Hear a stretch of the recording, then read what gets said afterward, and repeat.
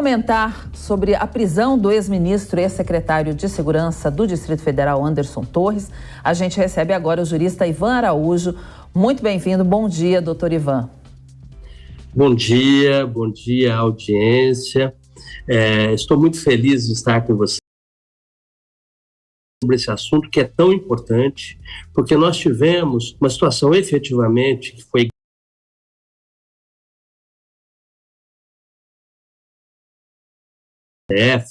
e naquele primeiro momento houve um conteúdo político também nesta decisão, mas é importante que ela foi uma decisão naquele primeiro momento adequada àquelas circunstâncias, mas depois do primeiro momento nós temos que fazer algumas avaliações. No despacho do juiz que determinou a prisão do secretário Anderson Torres, ele apresenta alguns pontos que são extremamente relevantes e devem ser considerados agora, no momento posterior. Porque, para que exista a determinação de prisão preventiva, há necessidade da prática de delitos. E aí, no despacho, o ministro apresentou a prática de certos crimes, entre eles o crime de terrorismo. E o crime de terrorismo foi muito utilizado para sustentar o decreto de prisão, exatamente porque esse crime de terrorismo, ele apresenta figuras muito robustas, inclusive no que se refere a punir até atos preparatórios. Contudo, uma análise um pouco mais acurada desses dispositivos levam a uma conclusão de que não há um enquadramento das condutas daquelas pessoas que invadiram aqueles órgãos nesses tipos penais. Porque esse tipo penal, ele está estabelecido na lei de terrorismo, e esta lei, ela estabelece que somente aqueles atos que tenham como motivação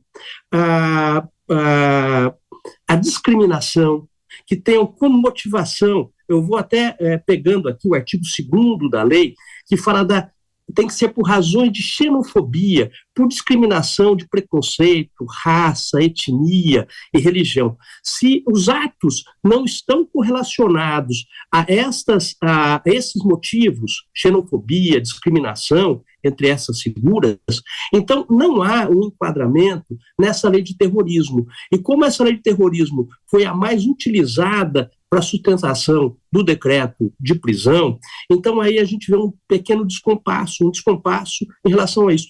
E desde os primórdios, desde que eu leciono penal desde 1986, e existe aquele mantra que você apresenta para os alunos, que nós adotamos o sistema da legalidade. Para que alguém possa responder por um crime, a conduta tem que se enquadrar perfeitamente no tipo penal. E nós estamos falando de uma multidão que invadiu ali aqueles órgãos, para atribuir essa responsabilidade ao secretário de Segurança Pública, nós precisamos de alguns links. Então, há necessidade de demonstração de que ele queria ou aceitou aquela invasão e, com isto, ele voluntariamente omitiu uma proteção àqueles órgãos. Então, sem que exista uma análise posterior para constatar a existência disto, para enquadrar nos outros tipos penais, que não o de terrorismo, poder-se-ia pensar em responsabilizado criminalmente pelo fato. Agora, o pior é que, em relação à própria prisão, a prisão ela é uma situação excepcional. Ainda que a pessoa tenha praticado o crime, ela tem direito a ficar em liberdade até a solução final do processo. Então, uma prisão ela tem que ser excepcional e calcada em alguns fatores. Considerando que ele foi removido, foi exonerado do cargo, então, aquele risco que ele poderia gerar no exercício da função desapareceu. Então, diante disto, a prisão ela agora tem que ser revisada, porque as situações são diferentes e merecem, portanto, uma reavaliação. Doutor Ivan, a gente vai ao vivo agora para Brasília, daqui a pouquinho a gente volta aqui com a entrevista, porque o ex-ministro da Justiça e secretário de Segurança Pública do Distrito Federal, Anderson Torres, permanece preso em Brasília e deve depor em breve sobre a possível conivência com as invasões aos prédios dos três poderes. Bruno Pinheiro, que está com a gente agora ao vivo, seja bem-vindo, Bruno, um bom dia para você. Já tem uma data definida aí para esse depoimento e já se sabe onde ele está preso? E cada vez, na verdade, essa expectativa agora, né, Cláudio? Estávamos na semana anterior esperando a chegada de Anderson Torres. Hoje a gente aguarda esse depoimento. A você um ótimo dia, a quem nos acompanha, uma ótima semana, sempre uma honra e uma alegria. Agora a expectativa é do ministro Alexandre de Moraes agendar ou liberar esse depoimento do ex-ministro e ex-secretário Anderson Torres, que segue aqui no 4º Batalhão de Polícia Militar na capital federal. Onde eu estou aqui é a janela aqui de onde o ex-ministro está detido e não foi liberado. No último sábado, ele desembarcou aqui na capital federal, então, no aeroporto internacional e seguiu direto para esse local, que é uma sala especial de aproximadamente 15 metros, segundo a informação que eu consegui apurar na manhã desta segunda-feira. Aqui, Cláudia, funciona uma espécie de um alojamento da Polícia Militar, dos homens que estão de plantão de serviço, e nesses intervalos, alguns ficam aqui também neste batalhão. Então, é em uma dessas salas que Anderson Torres está. Acho que a gente consegue ver imagens recuperadas sobre esse local.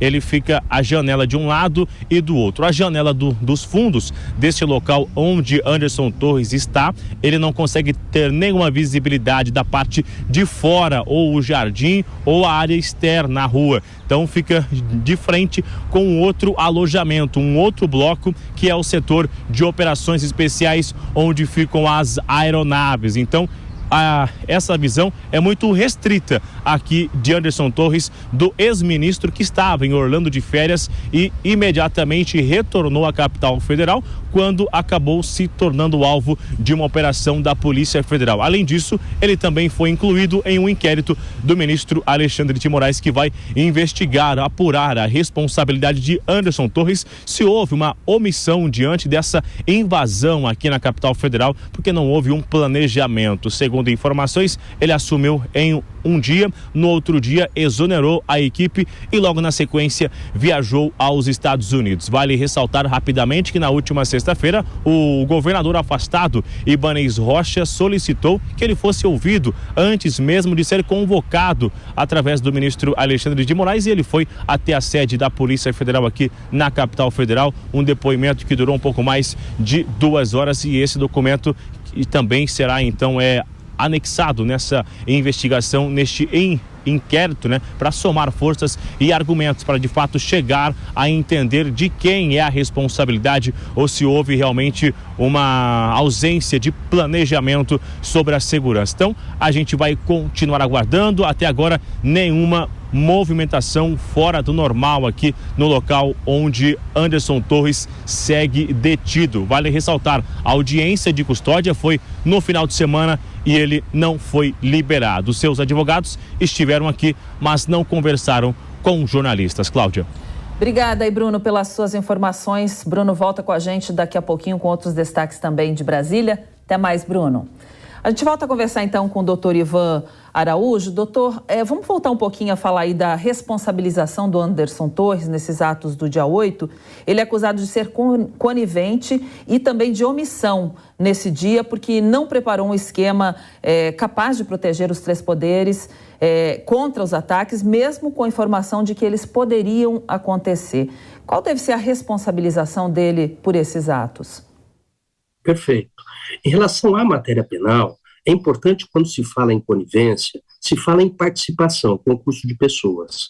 E para que exista o concurso de pessoas, nós estamos pensando aquelas pessoas que entraram, que invadiram aqueles órgãos públicos, a prática delitiva, a autoria pertence a essas pessoas. Para que alguém possa responder como partícipe, nessa figura mencionada por você, há necessidade de que ele tenha contribuído com consciência para que ocorresse esta invasão. E aí ele responderia por esses crimes específicos que ele tenha aceitado, porque esses tipos penais, eles só punem a modalidade dolosa. E se nós, eu ouvi expressões com relação à eventual negligência da parte dele. Então, nós sabemos que o crime pode ser doloso ou culposo, isso tem sido veiculado na mídia sempre. A negligência caracteriza crime culposo, e esses crimes atribuídos ao secretário são crimes dolosos. Então, se ele houvesse apenas agido com negligência, que é uma modalidade culposa, a conduta dele não seria típica, não seria criminosa. Ele teria, portanto, para responder por esses delitos, ele teria que ter agido omitido com intenção, né, tendo contribuído com os participantes dolosamente, ou seja, com vontade de que ocorressem aquelas invasões ou aceitado que ocorressem aquelas invasões. Só dessa maneira que ele poderia responder pelos tipos penais mencionados no despacho do ministro, excluindo aqui os crimes de terrorismo que foram apontados ali, porque, como eu disse, o crime de terrorismo exige, obrigatoriamente, a motivação baseada na xenofobia, discriminação relacionada à raça, cor, etnia, etc. Então, como aquelas condutas, não há indicação até agora de que aquelas condutas dos invasores sejam baseadas na xenofobia ou nesses outros motivos, então não dá para ser no terrorismo, teria que ser nos outros tipos penais, que é o crime de dano, que é o crime contra o Estado democrático de direito, mas aí os atos preparatórios não seriam puníveis. Então, a conduta do secretário, para que ele possa responder por esses fatos, tem que haver um link. Então, nós não conhecemos o inquérito policial, ele não está disponível. Eu entendo que a defesa esteja instando o ministro a reavaliar esses fatos, porque diante da inaplicabilidade da lei de terrorismo e diante da exoneração dele como secretário de Segurança Pública, ele nenhum risco mais oferece para a ordem pública e nem para a garantia da instrução criminal. Então, nesse sentido, a prisão dele hoje, ela se torna excessiva, se torna inadequada e deve ser reavaliada pelo ministro, assim que instada pela defesa. Doutor Ivan, na terça-feira aí da semana passada, a Polícia Federal prendeu uma minuta na casa do Anderson Torres, que decretaria um estado de defesa aí do TSE,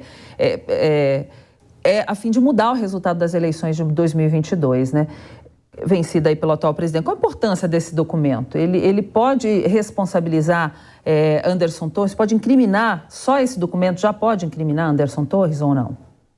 Esse é um ponto extremamente importante.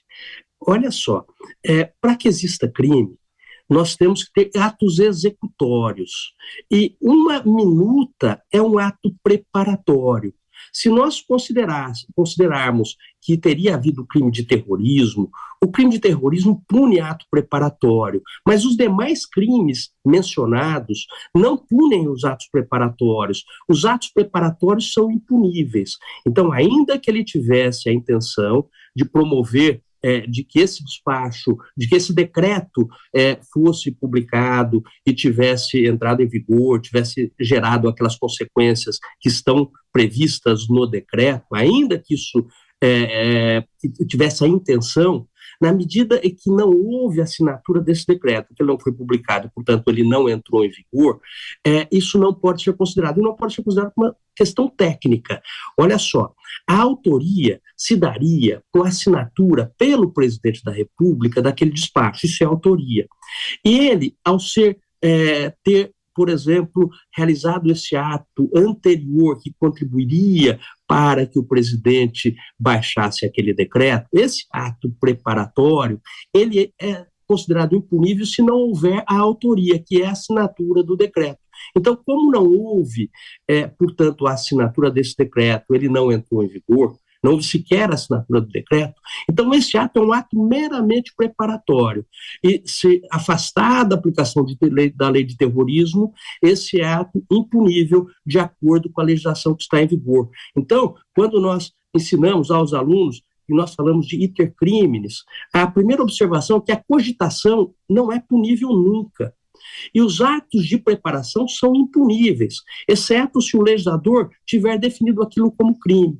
Então, se fosse aplicável a lei de terrorismo, então, neste caso, esta minuta seria relevante e poderia incriminá-lo.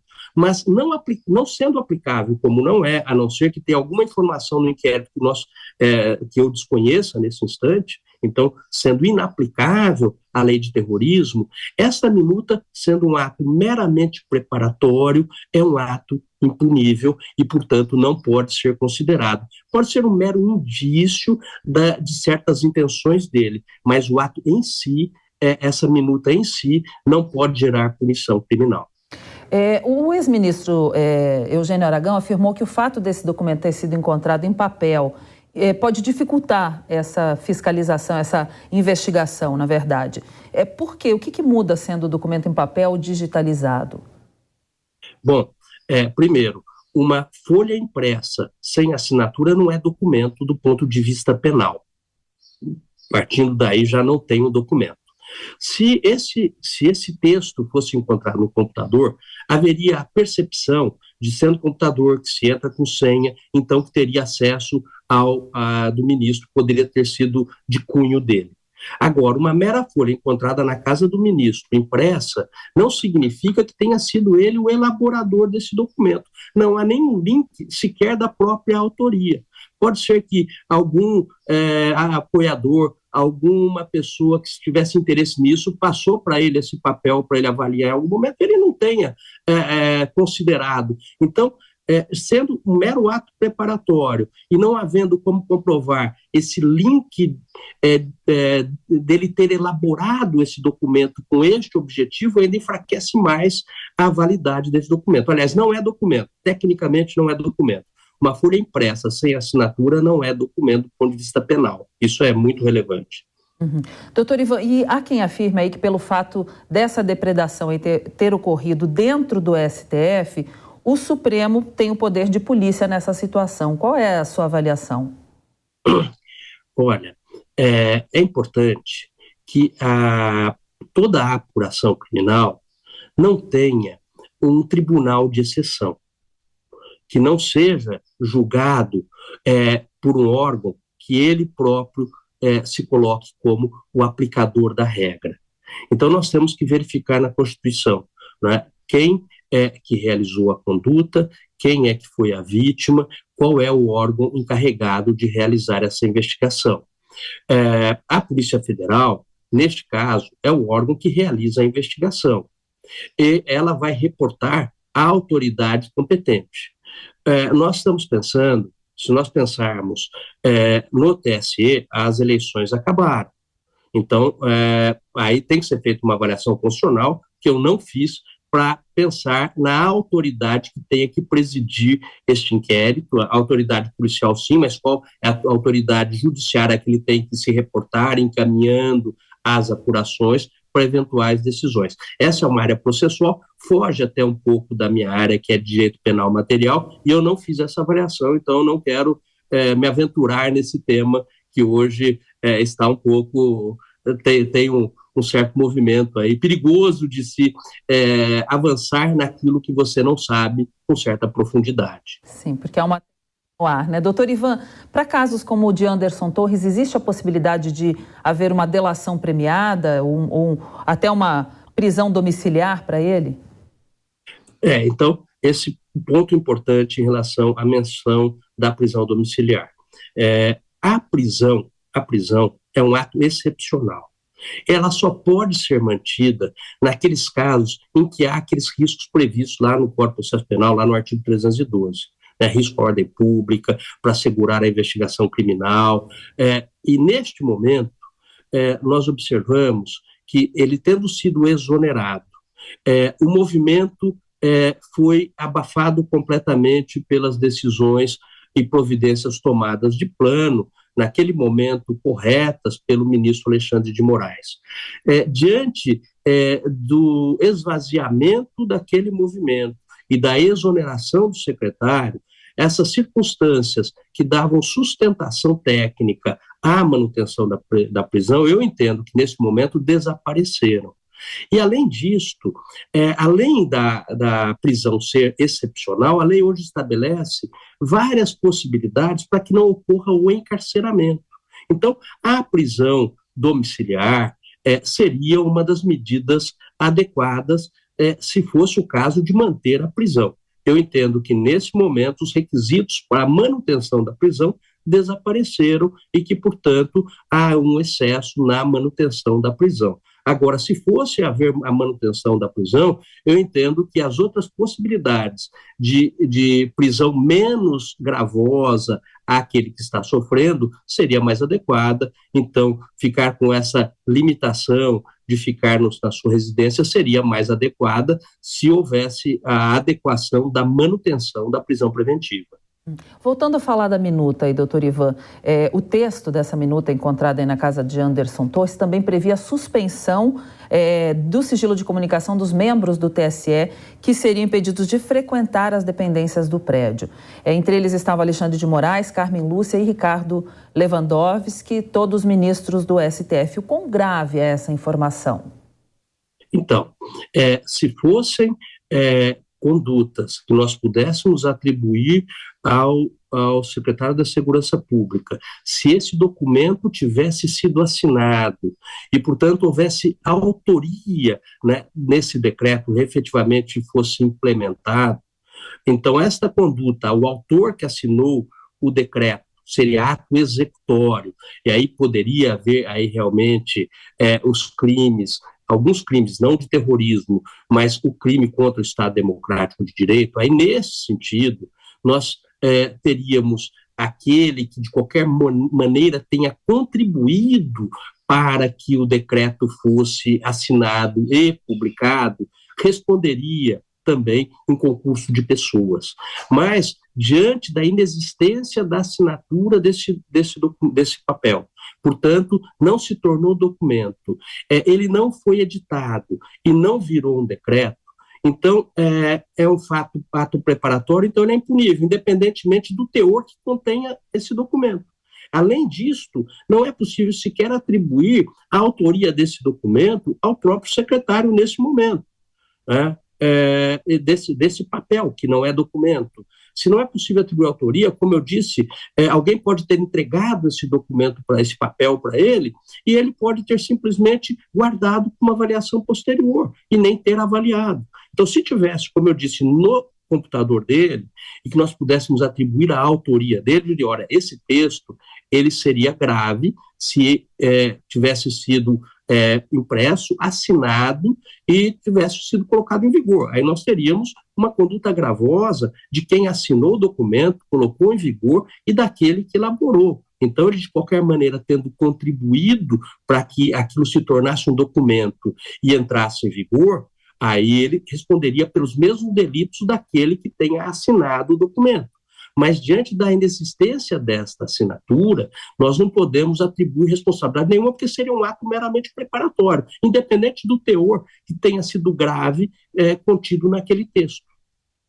Muito bem, sobre a situação do ex-ministro da Justiça, Anderson Torres, a gente conversou com o jurista Ivan Araújo. Obrigada, doutor Ivan, pela sua gentileza de participar do Jornal da Manhã da segunda edição, nesta segunda-feira. Um bom dia para o senhor, uma ótima semana. Eu agradeço muito, fiquei muito feliz, e especialmente por falar sobre um tema tão relevante e pensando na gravidade dos atos que ocorreram, na medida que naquele momento foi importante, mas agora que merece uma avaliação, uma reavaliação. Agradeço muito por estar aqui com vocês e um bom dia a todos. Um bom dia, doutor.